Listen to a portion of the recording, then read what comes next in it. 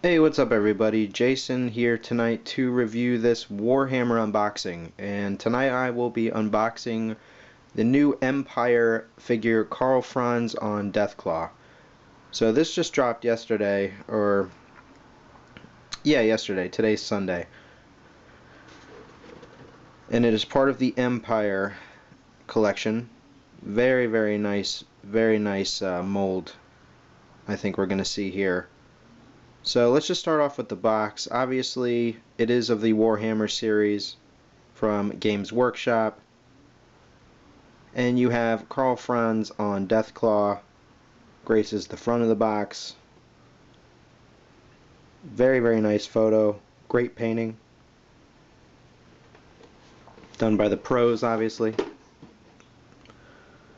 Side of the box you have, of course, the Karl Franz on Deathclaw and more art. On this side of the box, it's the same thing. And on the back of the box, we're treated to more illustrations, more pictures of the model kit. Now, of course, on the back of the box, you can see the alternate build-up and color scheme of the model. So this paint-up is obviously the Battle Wizard, so Amber Battle Wizard on an Imperial Griffin. I'm really digging that color scheme, very nice. As opposed to the tiger back of the Griffin. This is a different paint scheme. Very nice. So let's get this unboxed.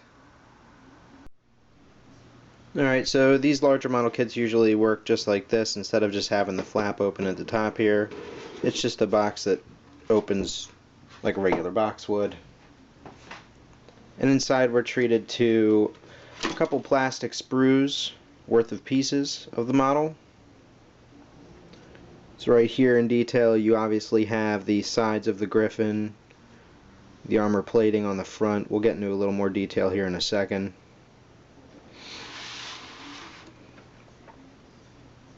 You got some of the feather work here, a couple claws and talons,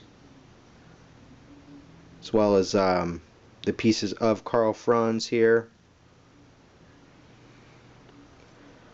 He can hold the sword or his hammer. And on this side, you can obviously see we have the more intricate sculpts of the armor of the crest that goes on the front of the Griffin. The cape of what looks like the wizard.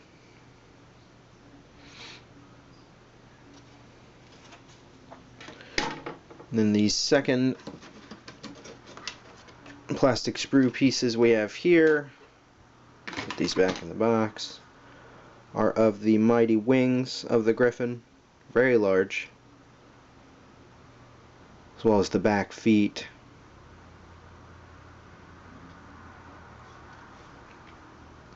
More little wing pieces and, pieces of the feathering of the Griffin here. Very nicely molded too. This is actually really sharp mold. I really like it. And then here you have the optional heads that you could put on the Griffin. So you have the Griffin's head right here, but then you could put on the two heads, or just a regular Imperial Griffin head. Very nice. I do like the Deathclaw head though, so I'll probably be building a Deathclaw. So let's take a look at these in more detail. Alright, so here is an example of some of the detailing that you guys will get on this piece. So you have the options for the Deathclaw emblem here on the chest plate of the Griffin, and then for the Imperial, wizard up here, as well as the General of the Empire, right here. The molding of the head sculpts of these guys are really nice as well. So Always cool that Games Workshop gives you the option to kind of customize your build as much as you'd want to, as much as possible within a kit of reasonable price. But let's flip this around here. Just lots of little intricate pieces for this guy. Obviously, to build the figures, not only the griffin itself, but I'm really digging the sides of the front plates of the armor here. Very nice. Of course, the weaponry. And the molding on the griffin is very, very nice as well. Like if you look up here at his talons, his claws just look really, really good.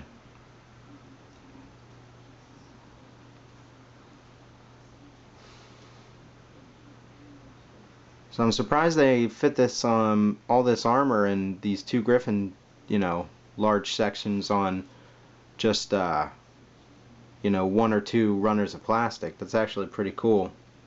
Alright, so let's take a look at the second piece here. And this is really where you're going to see kind of the detailings of the head of the griffin. Very sharp mold.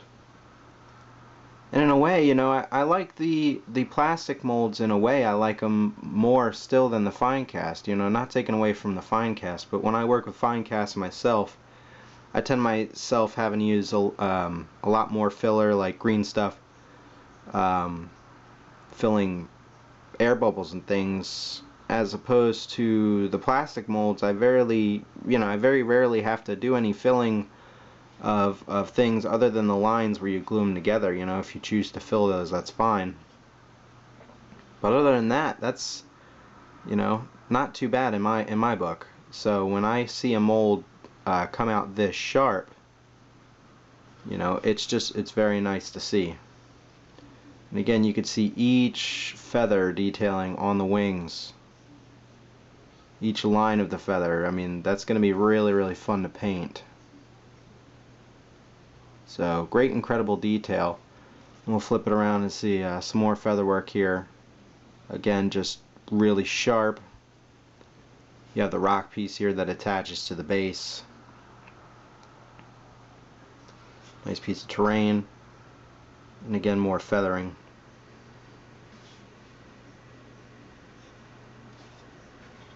But very impressive. Very impressive piece. And of course, he does come with this rectangular base to go ahead and base him on. It's not that large actually, if you see it fit in my hand. It's about 2.5 inches by 1.25 inches. So not that large of a base. Alright, quick look at the instructions for the Karl Franz on Deathclaw. You obviously have the regular style Warhammer papered guide. Very nice illustration on the back here of him riding the Deathclaw, and kind of this very light gray and black illustration. Very nice though. Almost looks frameable. So if you flip open the instructions, something interesting here is, as you could see, it's almost like a poster style fold out rather than just a typical instruction booklet. So when you open it, obviously we have part 1, the body assembly. So just how you would assemble the body. Gluing the pieces together. And it's saying to, little cliff notes here, to attach part 11 first, footnote, excuse me. Then you can, see that your piece is completed properly here. Attach them to the base, things like that. Now, when I go to flip the page, obviously that's a whole poster fold out piece. So the interesting part is we have 1, we have 2, and if you come over here, skipping the whole fold out piece, we do have number 3 right here. More of the body assembly. with the talons and claws and feet. Then we have the back page right here is choose the variant you want to build, showing you the, you know, General of the Empire and the Amber Wizard as the two variants, opposed to Karl Franz. And then you've reached the back of the booklet. So keep in mind now, what you're going to have to do is kind of open it all the way to 3 sections, you know, 4 sections here. Then flip it. See? But when you flip it, you're at 13 and 14. So that's going to be the end. So then what we have to do now is go ahead and open up the instructions to where you have this very large instruction booklet here. Very large.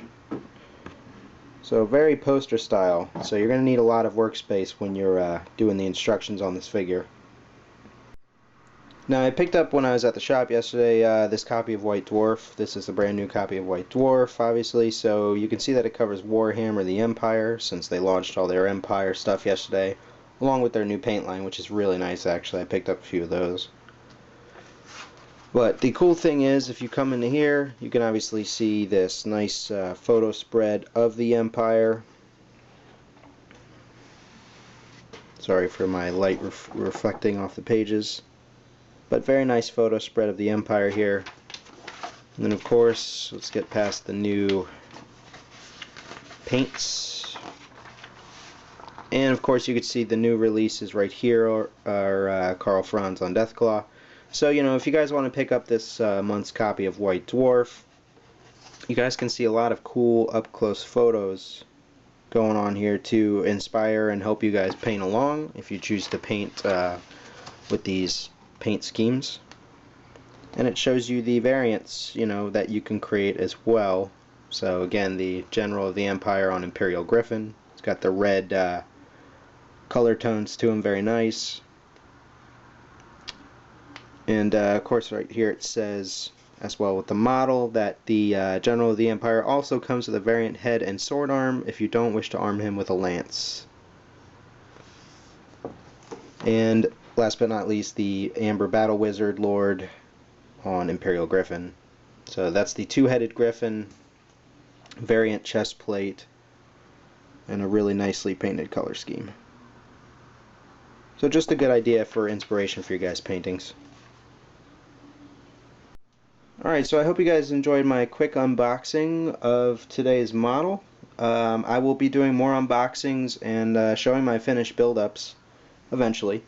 So come back soon and subscribe if you guys are interested in you know, Warhammer or Warhammer 40k, as I've kind of gotten into miniatures lately, and I'm going to start showing a lot of these unboxings and things like that. So thanks for watching, guys. Hit thumbs up if you like it, hit thumbs down if you don't, and please subscribe. Thanks again, guys.